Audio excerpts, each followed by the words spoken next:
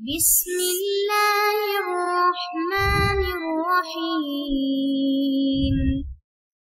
بسم اللہ الرحمن الرحیم۔ السلام علیکم ورحمۃ اللہ وبرکاتہ۔ امید ہے آپ تمام احباب خیر و عافیت سے ہوں گے۔ آج جلالین ثانی کا سبق نمبر 124 ہے اور اس سبق کے اندر ہم سورہ حدید کی آیت نمبر 7 اور 8 کا ترجمہ اور تفسیر پڑھیں گے۔ پہلے آیات کا ترجمہ دیکھ لیں۔ آمنوا باللہ ورسولہ وانفقوا مما جعلکم مستخلفین فیہ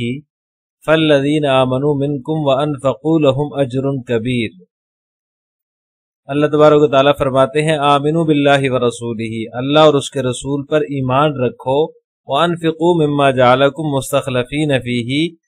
جس میں اللہ نے تمہیں قائم مقام بنایا ہے اس میں سے خرچ کرو۔ فالذین آمنوا منکم وانفقوا لهم اجر کبیر، چنانچہ تم میں سے جو لوگ ایمان لائے ہیں اور انہوں نے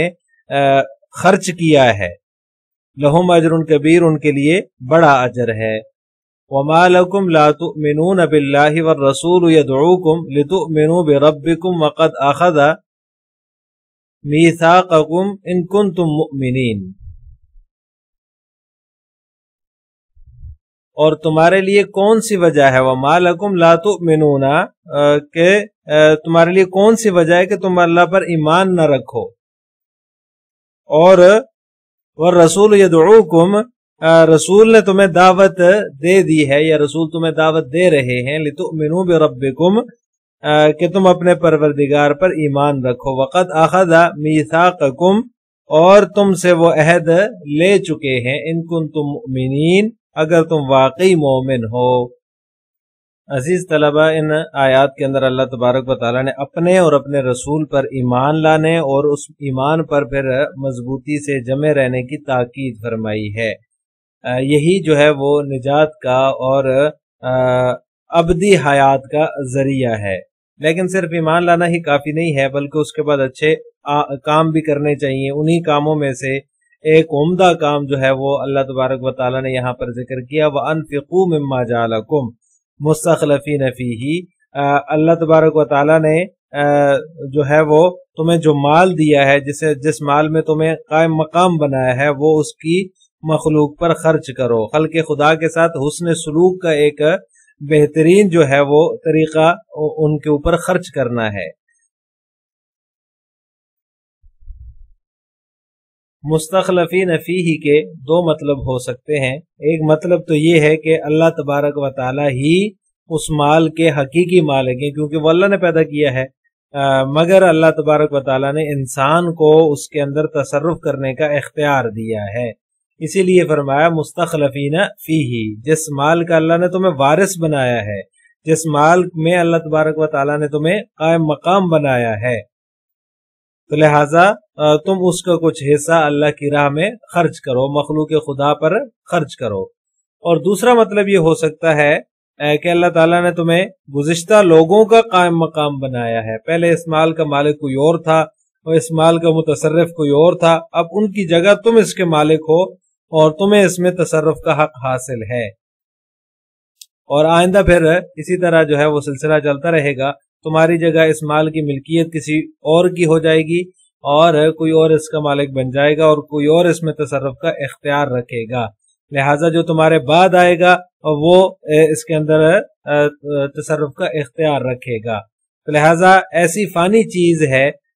جس نے آج آپ کے ہاتھ میں ہے، کل کسی اور کے ہاتھ میں چلی جائے گی، تو لہٰذا مناسب یہی ہے کہ اس میں جو ہے وہ ایسا تصرف کرو جس سے مخلوق خدا کو فائدہ ہو،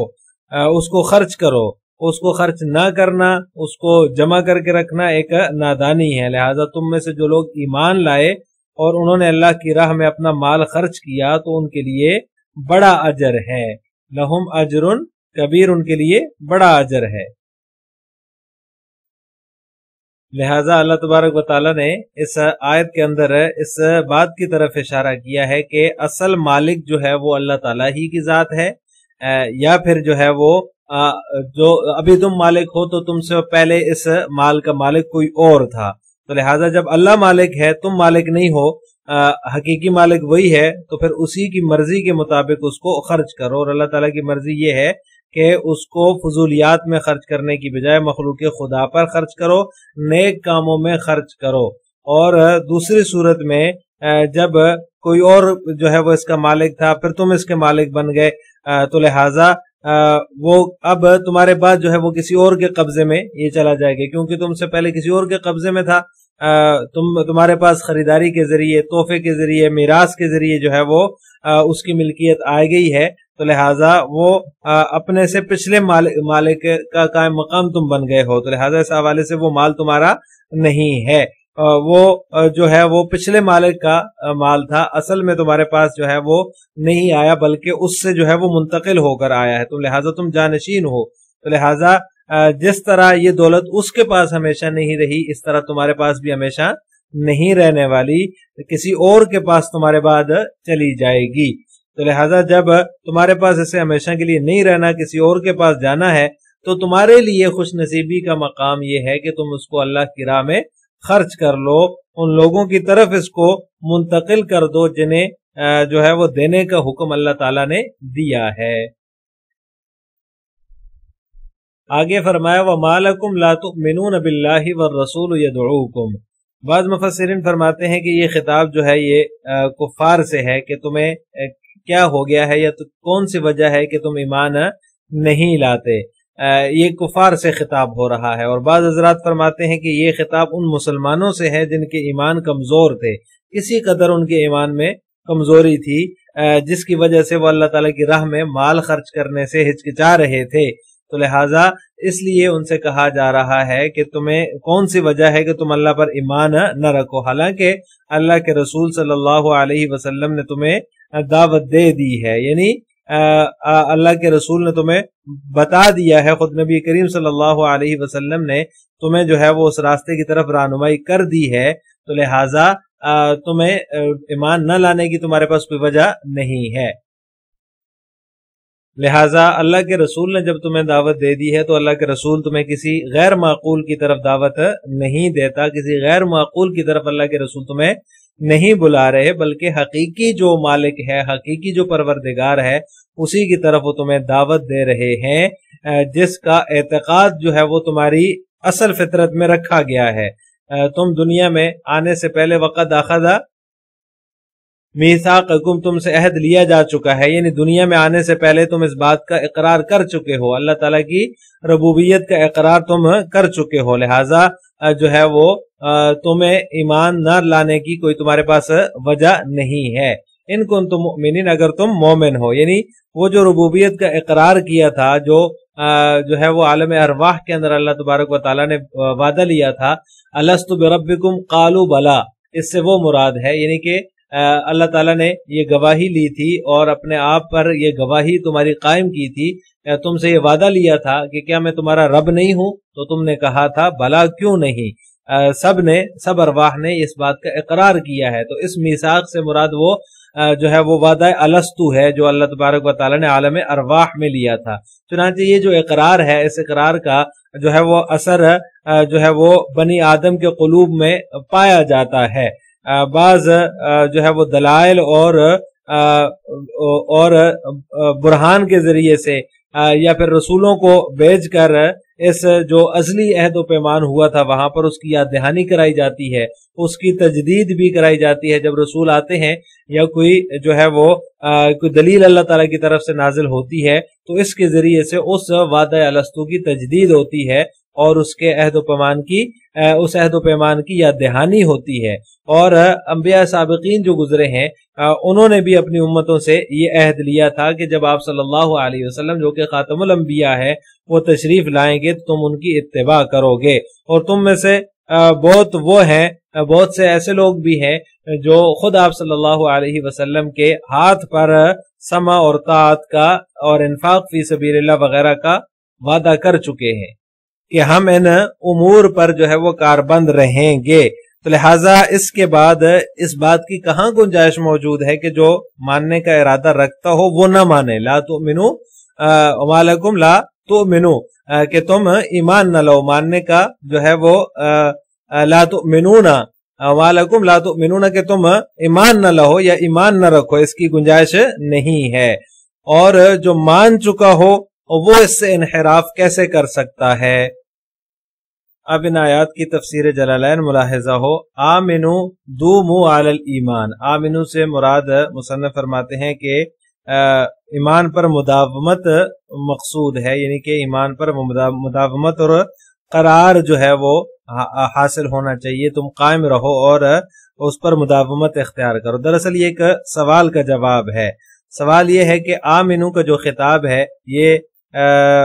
مومنین سے کیا جا رہا ہے، لہٰذا مومنین سے آمنو کا خطاب یہ تحصیل حاصل ہوگا، کیونکہ وہ تو مومن ہے پہلے سے ہی، ان کو ایمان لانے کی دعوت دی جا رہی ہے۔ تو اس کا جواب یہ ہے کہ دوموا علی الایمان، ایمان سے مراد جو ہے وہ دوام علی الایمان ہے، کہ ایمان کے اوپر قائم رہو۔ مومنین سے بھی یہ چیز مطلوب ہوتی ہے۔ باللہ و رسولہ، اللہ اور اس کے رسول پر، وانفقوا فی سبیل اللہ، کہاں خرچ کرو؟ اللہ کے راستے میں خرچ کرو، مما جعلکم مستخلفین فیہ، اس مال میں سے جس میں اللہ تعالیٰ نے تمہیں قائم مقام بنایا ہے، من مال من تقدمکم، یعنی مستخلفین فیہ سے مراد وہ ہے جو مال تمہیں اپنے سے پہلوں سے ملا ہے، جس میں تم قائم مقام ہو اپنے سے پہلے لوگوں کے۔ وَيَسْتَخْلِفُكُمْ فِيهِ مَنْ بَعْدَكُمْ، اور اس میں تمہارے بعد والوں کو تمہارا خلیفہ وہ بنائے گا، یعنی تمہارا مال نہیں ہے، تم سے پہلے لوگوں کو جو گزر چکے ہیں ان کے مال میں سے تم جو ہے وہ تمہیں یہ حاصل ہوا ہے، اور تمہارے بعد یہ کسی اور کے ہاتھ میں چلا جائے گا۔ نزل فی غزوۃ العسرۃ، یہاں سے اس آیت کے شان نزول مصنف ذکر فرما رہے ہیں کہ یہ آیت جو ہے وہ غزوہ عسرہ کے بارے میں نازل ہوئی ہے، وہی غزوۃ تبوک، اور غزوہ عسرہ سے مراد غزوہ تبوک ہے۔ فالذین آمنوا منکم وانفقوا، بے شک جو لوگ ایمان لائے، وہ لوگ جو ایمان لائے تم میں سے، وانفقوا، اور انہوں نے خرچ کیا، اشارۃ الی عثمان رضی اللہ تعالی عنہ، مصنف فرماتے ہیں کہ اس میں حضرت عثمان غنی رضی اللہ تعالی عنہ کی طرف اشارہ ہے۔ لہم اجر کبیر، ان کے لیے بڑا اجر ہے۔ وما لکم لا تؤمنون، خطاب للکفار ای لا مانع لکم من الایمان،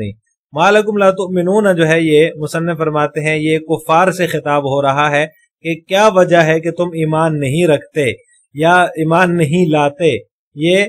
جو ہے وہ خطاب کفار سے ہے، مطلب یہ ہے کہ تمہیں ایمان سے روکنے والی چیز کیا ہے۔ باللہ، اللہ تعالیٰ پر، والرسول یدعوکم، حالانکہ رسول تمہیں جو ہے وہ دعوت دے رہے ہیں، لتؤمنوا بربکم،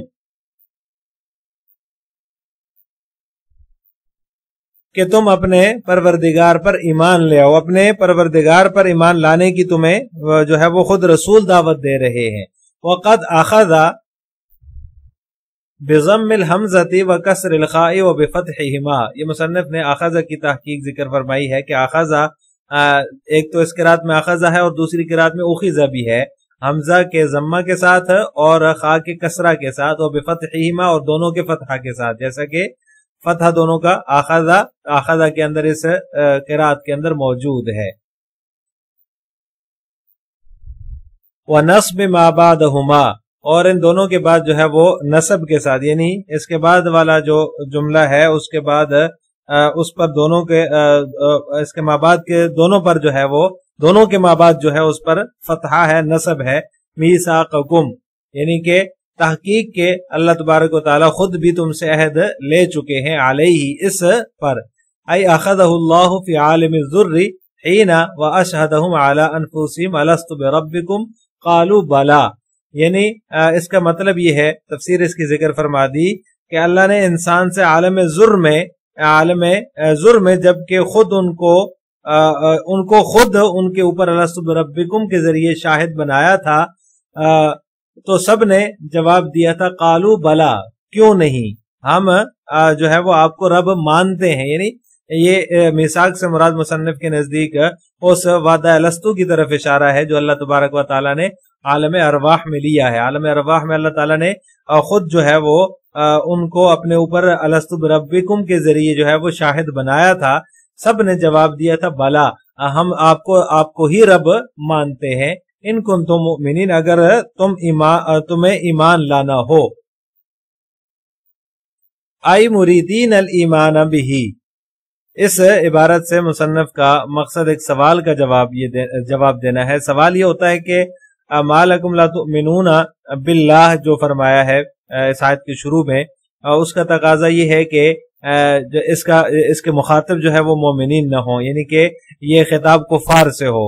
फिर उसके बाद अल्लाह तबारक व तआला ने आयत के आखिर में इन कुंतुम मुमिनीन दोबारा फरमाया, तो इसका तकाजा ये है कि इस आयत के मुखातिब जो है वो मोमिनीन ही हैं। तो इसका जवाब ये है कि अल्लाह के रसूल सल्लल्लाहु अलैहि वसल्लम पर ईमान ले आओ अगर तुम मूसा अलैहिस्सलातु वस्सलाम और ईसा अलैहिस्सलातु वस्सलाम पर ईमान रखते हो। इन कुंतुम मुमिनीन का ये मतलब हो जाएगा, इसलिए कि वो जो हजरात अंबिया किराम अलैहिमुस्सलातु वस्सलाम थे उनकी शरीयत में भी जो है वो इस बात का तकाजा मौजूद था कि तुम आप सल्लल्लाहु अलैहि वसल्लम पर ईमान लाओ। फबादिरु इलैहि, इस इबारत से मुसन्निफ रहमतुल्लाह ताला ने इस बात की तरफ इशारा कर दिया कि इन कुंतुम मुमिनीन के अंदर जो शर्त है तो उसका जवाब शर्त फबादिरु महजूफ है। फबादिरु इलैहि और ये शर्त का जवाब शर्त है जो कि महजूफ है। आखिर में आप हजरात से दो सवाल हैं। नंबर 1, मुस्तखलफीन फीही में किस तरफ इशारा है। नंबर 2, अहद से कौन सा अहद मुराद है। इन दोनों सवालों का जवाब आपने कमेंट बॉक्स में देना है। अस्सलामु अलैकुम व रहमतुल्लाहि व बरकातुहू।